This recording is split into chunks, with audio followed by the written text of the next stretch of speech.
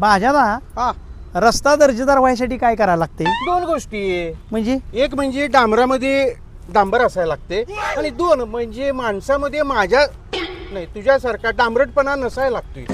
म्हणजे म्हणजे प्रामाणिकपणा असायला लागतोय. तेव्हा आणि कुठं आणायचा उडकून? हेच ना.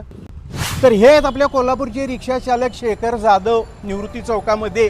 साहेबांच्या रिक्षामध्ये परवा एक जण 4 लाख रुपये इसरून गेला. यांनी ताबडतोब पोलीस स्टेशन गाठलं आणि ते पैसे परत दिले. आणि पोलिसांनी पण ताबडतोब त्या व्यक्तीला शोधून शेखर दादांच्या हस्ते पैसे परत केले. रिक्षा चालक कोल्हापूरचा म्हटलं आणि त्याच्यामध्ये जर पैसे दागिने काही इसरले तर 100% परत मिळणारी जी गॅरंटी असते कोल्हापुरात. आता या प्रामाणिकपणातला 1% आपल्या नाही आज कुणावर टीका करायला नाही जीवन्या. का? लक्षात ठेव, जे चांगलं आहे त्याला चांगलं बी म्हणायला लागते आणि कोल्हापूरकरांचा प्रामाणिकपणा अख्ख्या जगासमोर ठेवावा लागतोय. शेखर दादा, कोल्हापूरकरांकडं छोटीशी भेट स्वीकारा.